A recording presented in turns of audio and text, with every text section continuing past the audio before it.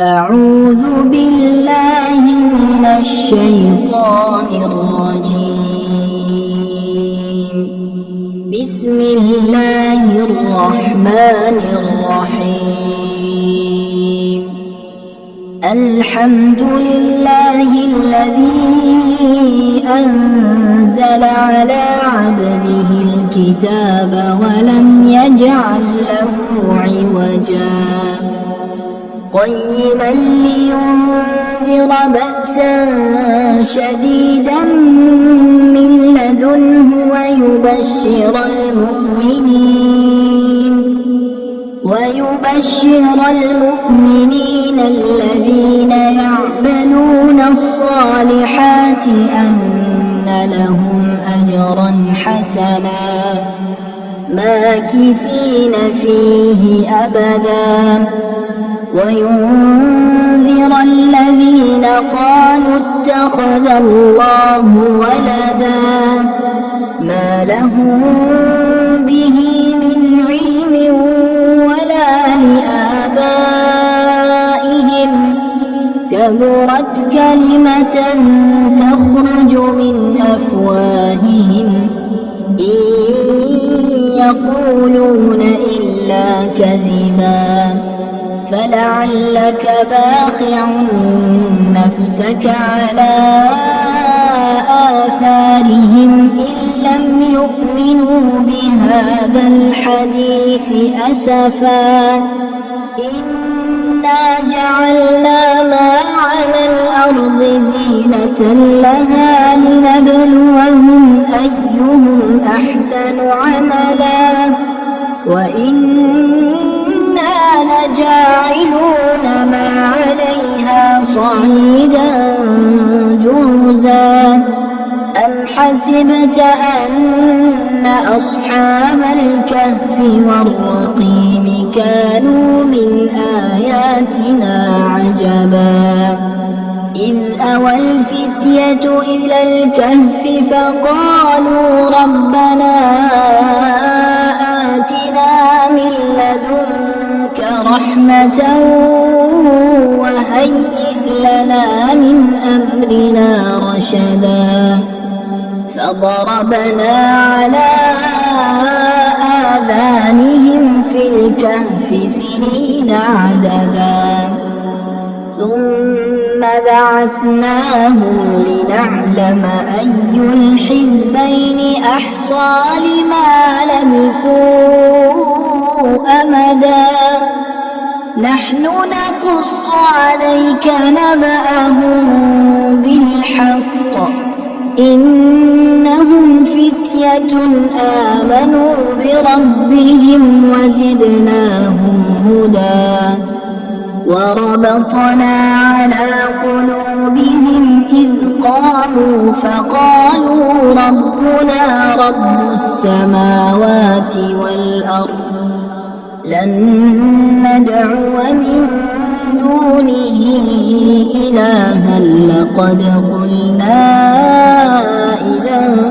شططا هؤلاء قومنا اتخذوا من دونه آلهة لولا يأتون عليهم بسلطان بين فمن أظلم ممن افترى على الله كذبا وإذ اعتزلتموهم وما يعبدون إلا الله فأووا إلى الكهف ينشر لكم ربكم من رحمته ويهيئ لكم من أمركم مرفقا وترى الشمس إذا طلعت تزاور عن كهفهم ذات اليمين وإذا غربت تقرضهم ذات الشمال وهم في فجوة منه ذلك من آيات الله من يهد الله فهو المهتد ومن يضلل فلن تجد له وليا مرشدا وتحسبهم أيقاظا وهم رقود ونقلبهم ذات اليمين وذات الشمال وكلبهم باسط ذراعيه بالوصيد لو اطلعت عليهم لوليت منهم فرارا ولملئت منهم رعبا وكذلك بعثناهم ليتساءلوا بينهم قال قائل منهم كم لبثتم قالوا لبثنا يوما أو بعض يوم قالوا ربكم أعلم بما لبثتم فابعثوا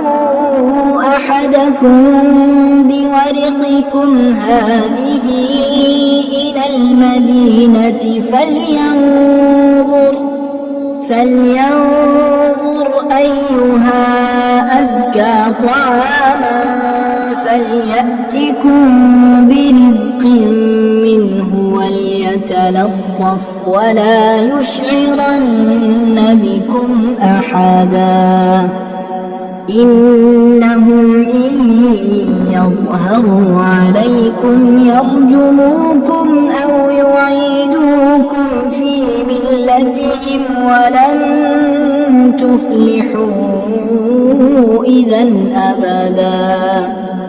وكذلك أعثرنا عليهم ليعلموا أن وعد الله حق وأن الساعة لا ريب فيها إذ يتنازعون بينهم أمرهم فقالوا ابنوا عليهم بنيانا ربهم أعلم بهم قال الذين غلبوا على أمرهم لنتخذن عليهم مسجدا سيقولون ثلاثة رابعهم كلبهم ويقولون خمسة سادسهم كلبهم رجما بالغيب ويقولون سبعة وثامنهم كلبهم قل ربي أعلم بعدتهم ما يعلمهم إلا قليل فلا تمار فيهم إلا مراء ظاهرا ولا تستفت فيهم منهم أحدا ولا تقولن لشيء إني فاعل ذلك غدا إلا أن يشاء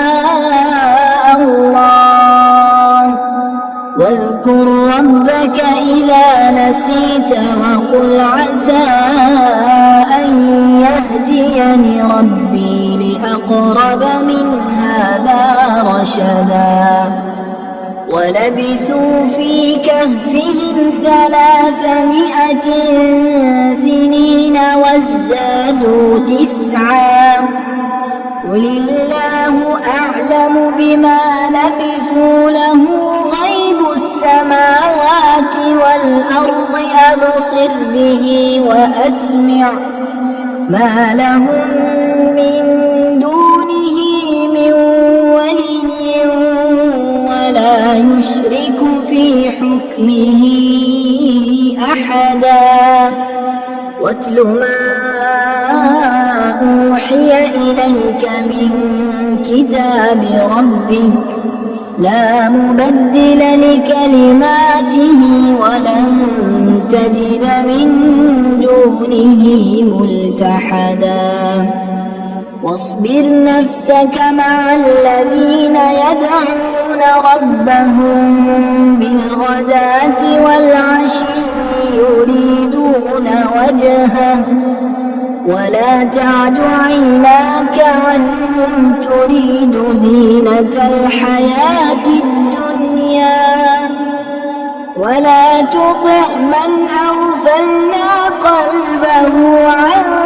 ذكرنا واتبع هواه وكان أمره فرطا وقل الحق من ربكم فمن شاء فليؤمن ومن شاء فليكفر إنا أعتدنا للظالمين نارا أحاط بهم سرادقها وإن يستغيثوا يغاثوا بماء كالمهل يشوي الوجوه بئس الشراب وساءت مرتفقا إن الذين آمنوا وعملوا الصالحات إنا لا نضيع أجر من أحسن عملا أولئك لهم جنات عدن تجري من تحتهم الأنهار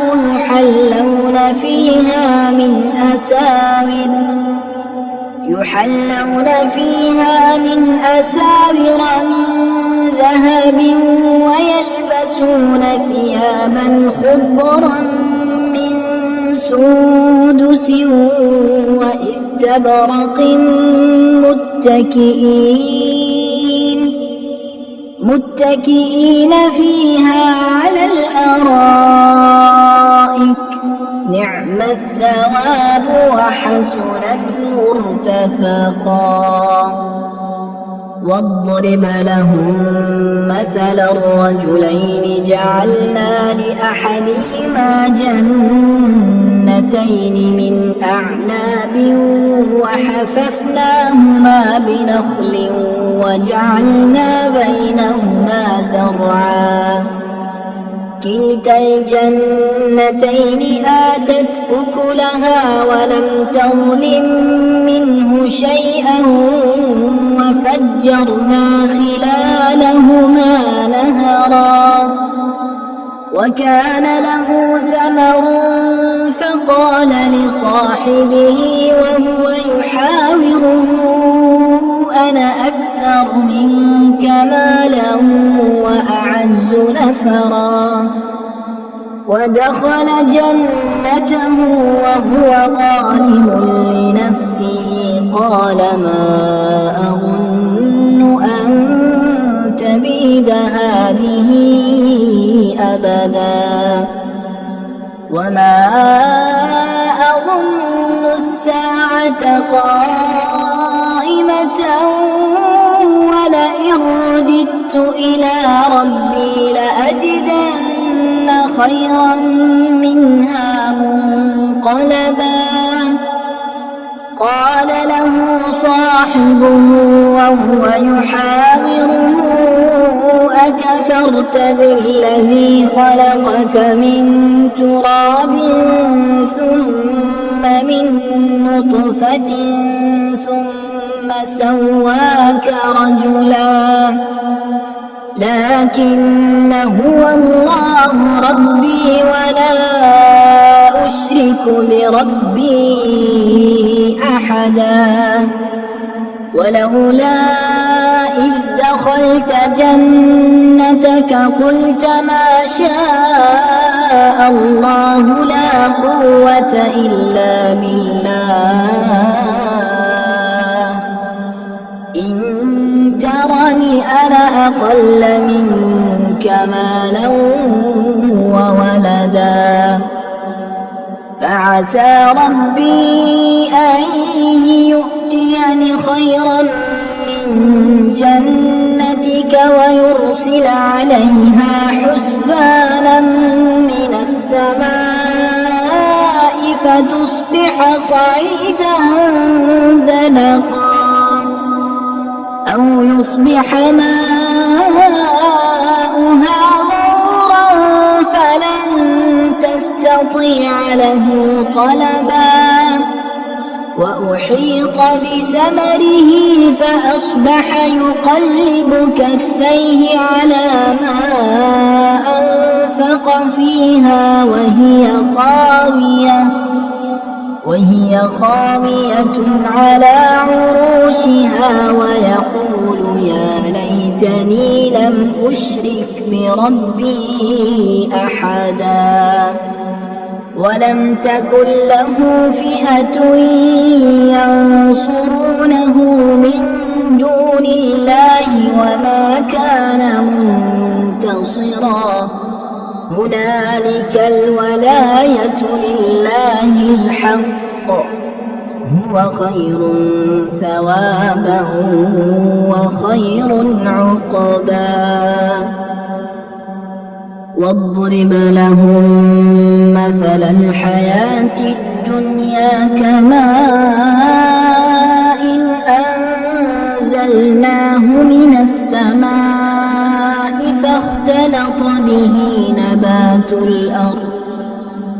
فاختلط به نبات الأرض فأصبح هشيما تذروه الرياح وكان الله على كل شيء مقتدرا المال والبنون زينة الحياة الدنيا والباقيات الصالحات خير عند ربك ثوابا وخير أملا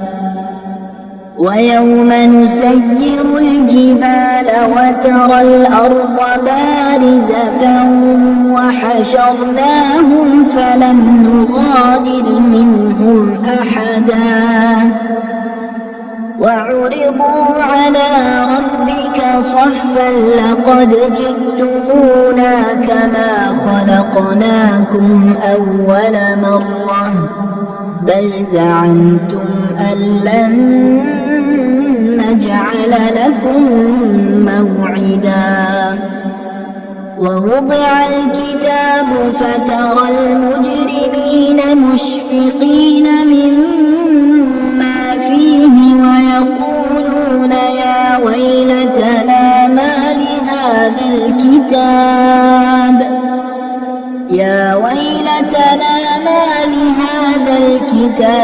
لا يغادر صغيرة ولا كبيرة إلا أحصاها ووجدوا ما عملوا حاضرا ولا يظلم ربك أحدا وإذ قلنا للملائكة اسجدوا لآدم فسجدوا إلا إبليس كان من الجن ففسق عن أمر ربه أفتتخذونه وذريته أولياء من دوني وهم لكم عدو بئس للظالمين بدلا ما أشهدتهم خلق السماوات والأرض ولا خلق أنفسهم وما كنت متخذ المضلين عضدا ويوم يقول نادوا شركائي الذين زعمتم فدعوهم فلم يستجيبوا لهم وجعلنا بينهم موبقا ورأى المجرمون النار فظنوا أنهم مواقعوها ولم يجدوا عنها مصرفا ولقد صرفنا في هذا القرآن للناس من كل مثل وكان الإنسان أكثر شيء جدلا وما منع الناس أن يؤمنوا إذ جاءهم الهدى ويستغفروا ربهم إلا أن تأتيهم سنة الأولين أو يأتيهم العذاب قبلا وما نرسل المرسلين إلا مبشرين ومنذرين ويجادل الذين كفروا بالباطل ليدحضوا به الحق واتخذوا آياتي وما أنذروا هزوا ومن أظلم ممن ذكر بآيات ربه فأعرض عنها ونسي ما قدمت يداه إنا جعلنا على قلوبهم أكنة أن يفقهوه وفي آذانهم وقرا وإن تدعوهم إلى الهدى فلن يهتدوا إذا أبدا وربك الغفور ذو الرحمة لو يؤاخذهم بما كسبوا لعجل لهم العذاب بل لهم موعد لن يجدوا من دونه موئلا وتلك القرى أهلكناهم لما ظلموا وجعلنا لمهلكهم موعدا وإذ قال موسى لفتاه لا أبرح حتى أبلغ مجمع البحرين أو أمضي حقبا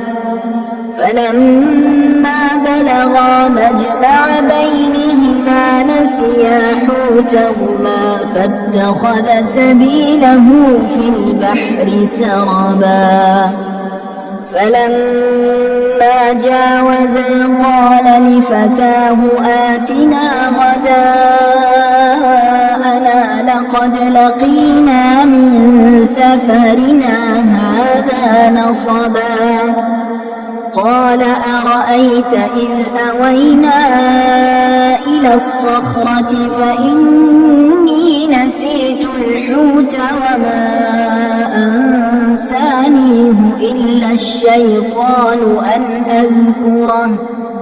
واتخذ سبيله في البحر عجبا قال ذلك ما كنا نبغي فارتدا على آثارهما قصصا فوجدا عبدا من عبادنا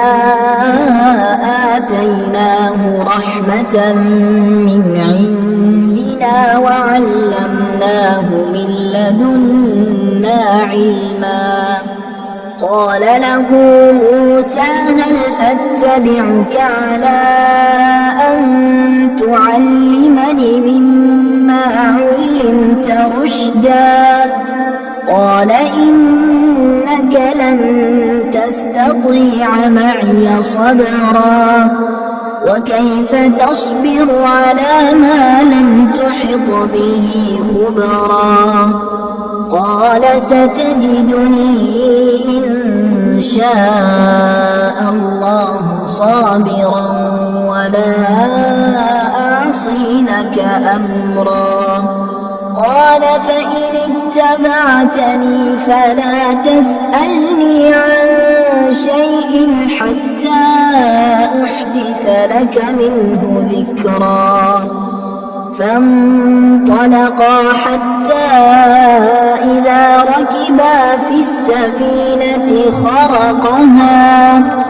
قال أخرقتها لتغرق أهلها لقد جئت شيئا إمرا. قال ألم أقل إنك لن تستطيع معي صبرا.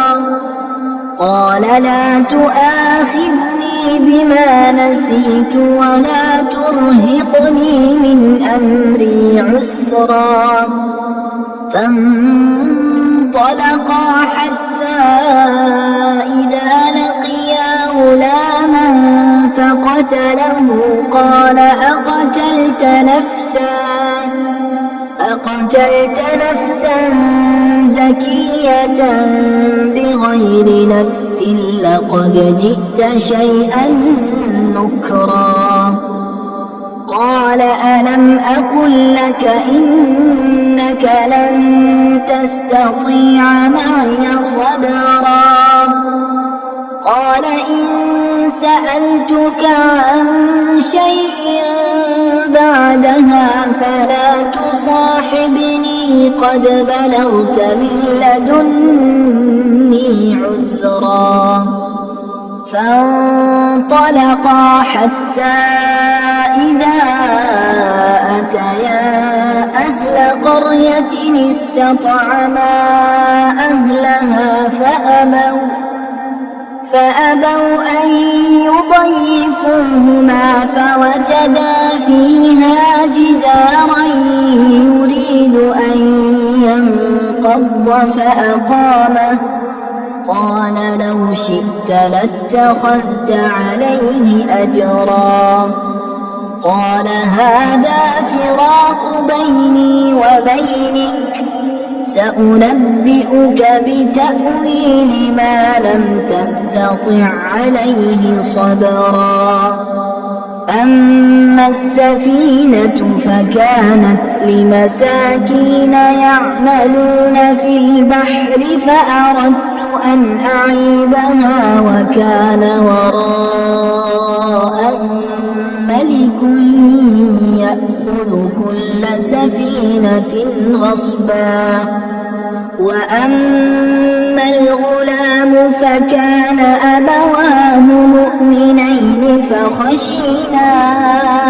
أن يرهقهما طغيانا وكفرا. فأردنا أن يبدلهما ربهما خيرا منه زكاة وأقرب رحما. وأما الجدار فكان لغلامين يتيمين في المدينة وكان تحته كنز لهما وكان أبوهما صالحا. فأراد ربك أن يبلغا أشدهما ويستخرجا كنزهما رحمة من ربك وما فعلته عن أمري ذلك تأويل ما لم تسطع عليه صبرا. ويسألونك عن ذي القرنين قل سأتلو عليكم منه ذكرا. إنا مكنا له في الأرض وآتيناه من كل شيء سببا. فأتبع سببا حتى إذا بلغ مغرب الشمس وجدها تغرب في عين